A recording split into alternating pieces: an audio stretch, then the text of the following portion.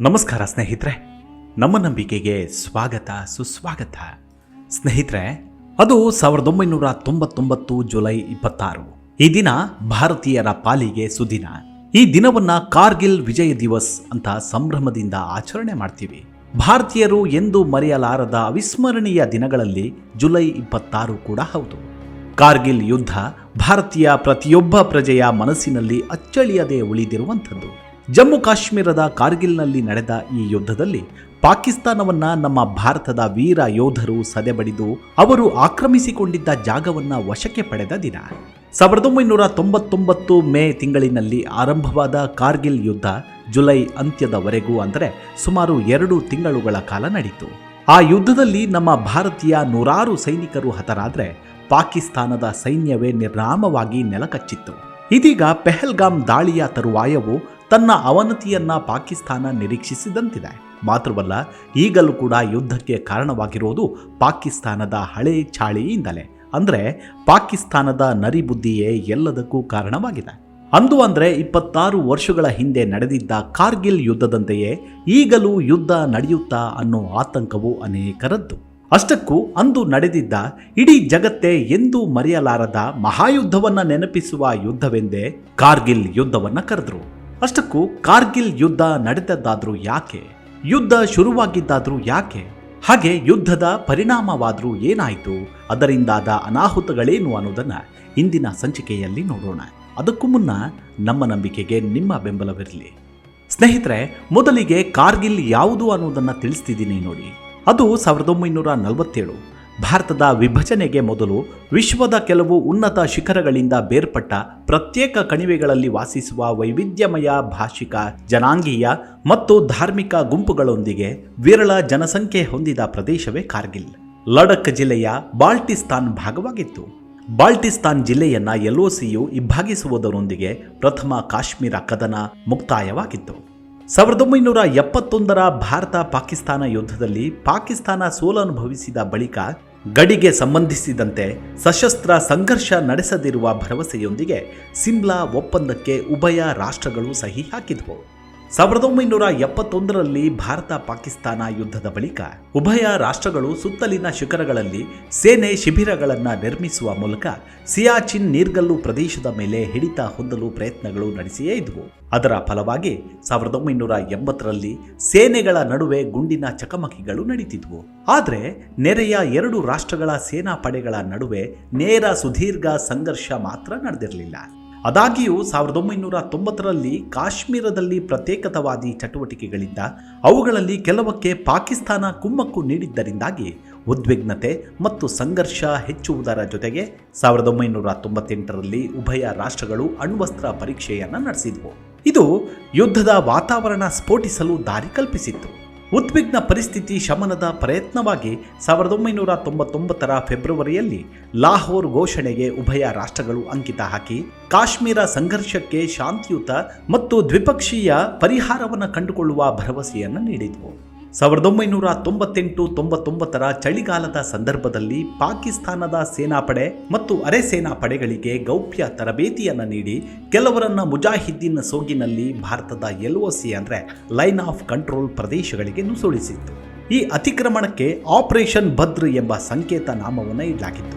ಕಾಶ್ಮೀರ ಮತ್ತು ಲಡಖ್ ನಡುವೆ ಸಂಪರ್ಕವನ್ನು ಕಡಿದು ಸಿಯಾಚಿನ್ ನೀರ್ಗಲ್ಲು ಪ್ರದೇಶದಿಂದ ಭಾರತದ ಸೇನಾ ಪಡೆಗಳು ಕಾಲು ಕೀಳುವಂತೆ ಮಾಡುವ ಗುರಿಯನ್ನ ಪಾಕಿಸ್ತಾನದ ಸೈನ್ಯ ಹೊಂದಿತ್ತು.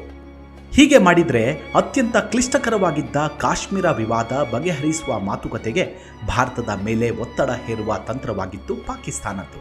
ಈ ವಲಯದಲ್ಲಿನ ಯಾವುದೇ ಉದ್ವಿಗ್ನಕಾರಿ ಪರಿಸ್ಥಿತಿ ಕಾಶ್ಮೀರ ವಿಷಯದಲ್ಲಿ ಅಂತಾರಾಷ್ಟ್ರೀಯ ಗಮನ ಸೆಳೆದು ಕಾಶ್ಮೀರ ವಿವಾದದ ಶೀಘ್ರ ಇತ್ಯರ್ಥಕ್ಕೆ ನೆರವಾಗುತ್ತದೆಂದು ಪಾಕಿಸ್ತಾನ ನಂಬಿತ್ತು. ಭಾರತದ ಆಡಳಿತದಲ್ಲಿರುವ ಕಾಶ್ಮೀರದ ವಿಷಯದಲ್ಲಿ ತಾನಾಗಿಯೇ ಮುನ್ನುಡಿಯಿಡುವುದರೊಂದಿಗೆ ದಶಕದ ಕಾಲದ ಬಂಡಾಯಕ್ಕೆ ನೈತಿಕ ಸ್ಥೈರ್ಯ ತುಂಬುವ ಗುರಿಯನ್ನ ಪಾಕಿಸ್ತಾನ ಹೊಂದಿತ್ತು.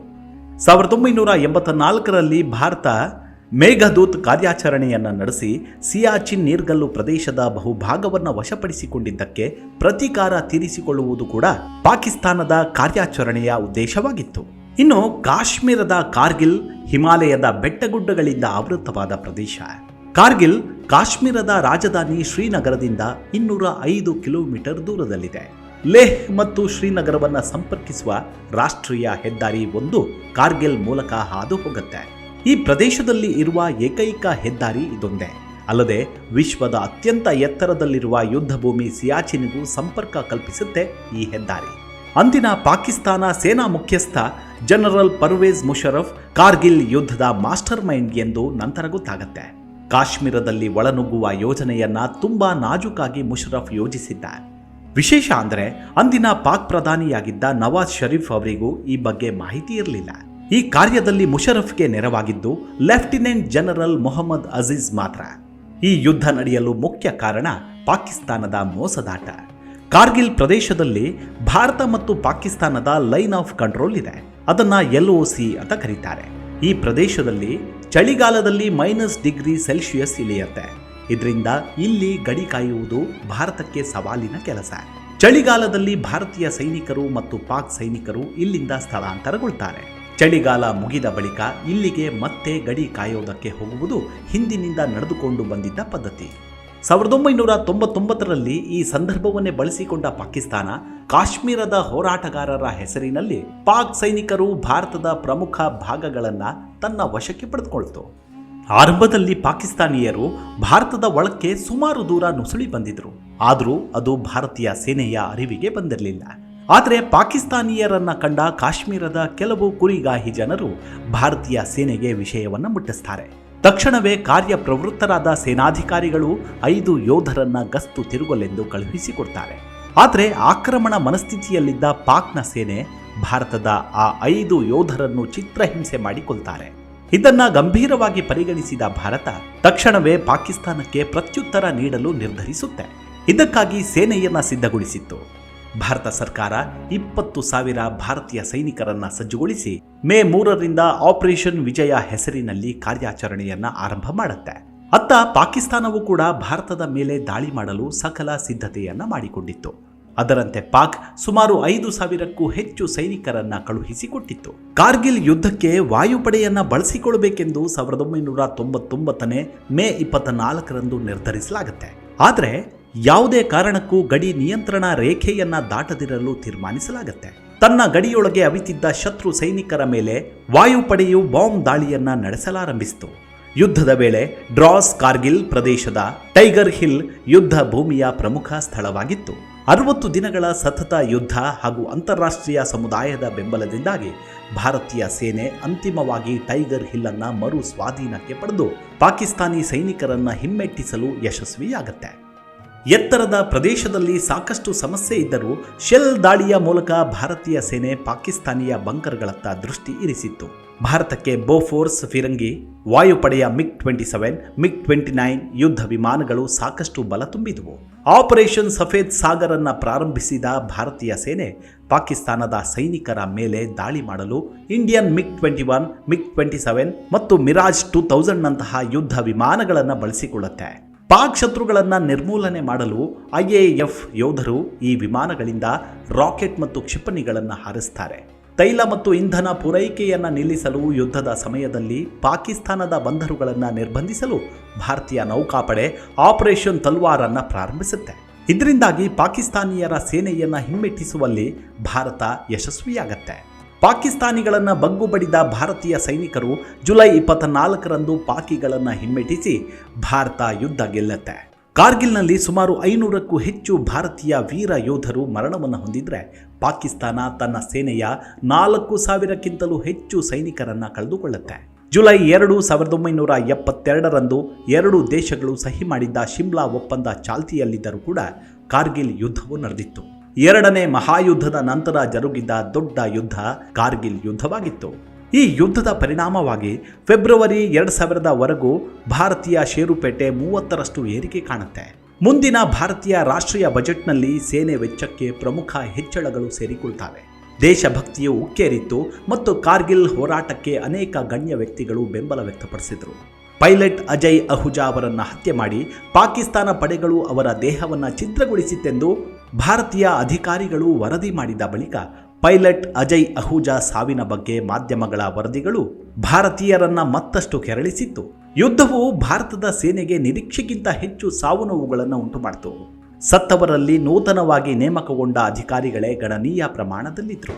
ಕಾರ್ಗಿಲ್ ಯುದ್ಧ ಪೂರ್ಣಗೊಂಡ 1 ತಿಂಗಳ ಬಳಿಕ ಪಾಕಿಸ್ತಾನ ನೌಕಾಪಡೆಯ ವಿಮಾನವನ್ನ ಭಾರತ ಹೊಡೆದುರುಳಿಸಿದ ಅಟ್ಲಾಂಟಿಕ್ ಘಟನೆಯು ಉಭಯ ರಾಷ್ಟ್ರಗಳ ನಡುವೆ ಸಂಘರ್ಷದ ಕಿಡಿಯನ್ನ ಪುನಃ ಹೊತ್ತಿಸುವ ಆತಂಕ ಸ್ವಲ್ಪ ಸಮಯ ಇತ್ತು. ಯುದ್ಧದ ಬಳಿಕ ಭಾರತೀಯ ಸರ್ಕಾರ ಪಾಕಿಸ್ತಾನದ ಜೊತೆ ಸಂಬಂಧವನ್ನು ಕಡಿದುಕೊಳ್ಳುತ್ತೆ ಮತ್ತು ತನ್ನ ರಕ್ಷಣಾ ಸಿದ್ಧತೆಯನ್ನು ಬಲಪಡಿಸಿತ್ತು. ಸ್ವದೇಶಿ ಅಸ್ತ್ರಗಳನ್ನು ಸಂಪಾದಿಸಲು ಭಾರತ ತನ್ನ ರಕ್ಷಣಾ ಬಜೆಟ್ ವೆಚ್ಚವನ್ನು ಹೆಚ್ಚಿಸಿತ್ತು.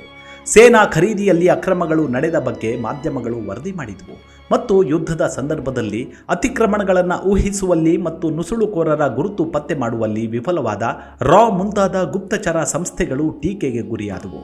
ಅದಾಗಲೇ ಏಕಾಂಗಿಯಾಗಿದ್ದ ಪಾಕಿಸ್ತಾನದ ಅರ್ಥವ್ಯವಸ್ಥೆಯೇ ಮತ್ತಷ್ಟು ದುರ್ಬಲವಾಗಿತ್ತು.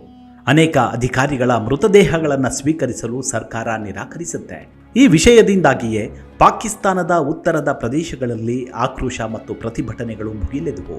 ಪಾಕಿಸ್ತಾನ ಆರಂಭದಲ್ಲಿ ತನ್ನ ಕಡೆಯ ಸಾವು ನೋವನ್ನು ದೃಢಪಡಿಸದಿದ್ದರೂ ಕಾರ್ಯಾಚರಣೆಯಲ್ಲಿ 4,000ಕ್ಕೂ ಹೆಚ್ಚು ಪಾಕಿಸ್ತಾನಿ ಪಡೆಗಳು ಹತರಾಗಿದ್ದಾರೆ ಮತ್ತು ಪಾಕಿಸ್ತಾನ ಸಂಘರ್ಷದಲ್ಲಿ ಸೋಲನ್ನು ಅನುಭವಿಸಿದೆ ಎಂದು ಶರೀಫ್ ಬಳಿಕ ಹೇಳಿಕೆಯನ್ನು ಕೊಡ್ತಾರೆ. ಪ್ರತಿಪಕ್ಷದ ನಾಯಕಿ ಮತ್ತು ಮಾಜಿ ಪ್ರಧಾನಮಂತ್ರಿ ಬೆನೆಜರ್ ಭುಟ್ಟೋ ಕಾರ್ಗಿಲ್ ಯುದ್ಧವನ್ನು ಪಾಕಿಸ್ತಾನದ ಮಹಾನ್ ಪ್ರಮಾದ ಎಂದು ಬಣ್ಣಿಸುತ್ತಾರೆ. ಸಂಘರ್ಷಕ್ಕೆ ಕಾರಣರಾದವರ ಬಗ್ಗೆ ತನಿಖೆ ನಡೆಸುವಂತೆ ಅನೇಕ ಮಂದಿ ಒತ್ತಾಯಿಸಿದ್ದಾರಾದರೂ ಪಾಕಿಸ್ತಾನ ಸರ್ಕಾರ ಯಾವುದೇ ಸಾರ್ವಜನಿಕ ತನಿಖಾ ಸಮಿತಿಯನ್ನ ನೇಮಿಸಲಿಲ್ಲ. ಆ ಕೇಸನ್ನೇ ಮುಚ್ಚಿ ಹಾಕಿಬಿಡ್ತು ಪಾಕಿಸ್ತಾನ. ಇದೀಗ ಆರದ ಮತ್ತು ತೀರದ ಪ್ರತೀಕಾರಕ್ಕೆ ಬಿದ್ದಿರುವ ಪಾಕಿಸ್ತಾನಕ್ಕೆ ತನ್ನ ನೆಲೆಯನ್ನ ಕಳೆದುಕೊಳ್ಳುವ ಹಂತಕ್ಕೆ ಬಂದು ನಿಂತಿದೆ. ಒಂದು ವೇಳೆ ಈಗ ಏನಾದರೂ ಯುದ್ಧ ನಡೆದಿದ್ದೇ ಆದರೆ ಅಪಾರ ಪ್ರಮಾಣದಲ್ಲಿ ಪ್ರಾಣಹಾನಿ ಸಂಭವಿಸುವುದರ ಜೊತೆಗೆ ಯುದ್ಧದ ಪರಿಣಾಮವನ್ನು 1-2 ದಶಕಗಳು ಎದುರಿಸಬೇಕಾಗತ್ತೆ. ಆದರೆ ಭೂಪಟದಲ್ಲಿ ಮಾತ್ರ ಪಾಕಿಸ್ತಾನ ಎನ್ನುವ ದೇಶ ಇತ್ತು ಅನ್ನೋದೇ ಮಾಯವಾಗಿ ಬಿಡೋದ್ರಲ್ಲಿ 2 ಮಾತಿಲ್ಲ. ಕಾಲ ಏನನ್ನ ಬಯಸುತ್ತೋ ನಾವೆಲ್ಲರೂ ಅದರಂತೆ ಬದಲಾಗಬೇಕು. ಅದುವೇ ವಿಧಿಯಾಟ. ಕೊನೆಯುಸಿರಿರುವವರೆಗೂ ದೇಶದ ಮಣ್ಣಿಗಾಗಿ ಉಸಿರಾಡಬೇಕು. ಅದುವೇ ಈ ಮಣ್ಣಿನ ಋಣ. ಮುಂದಿನ ಸಂಚಿಕೆಯಲ್ಲಿ ಮತ್ತೆ ಸಿಗೋಣ. ಅಲ್ಲಿವರೆಗೂ ನಿಮ್ಮ ಆರೋಗ್ಯದ ಕಡೆ ಗಮನವಿರಲಿ. Take care. ನಮಸ್ಕಾರ.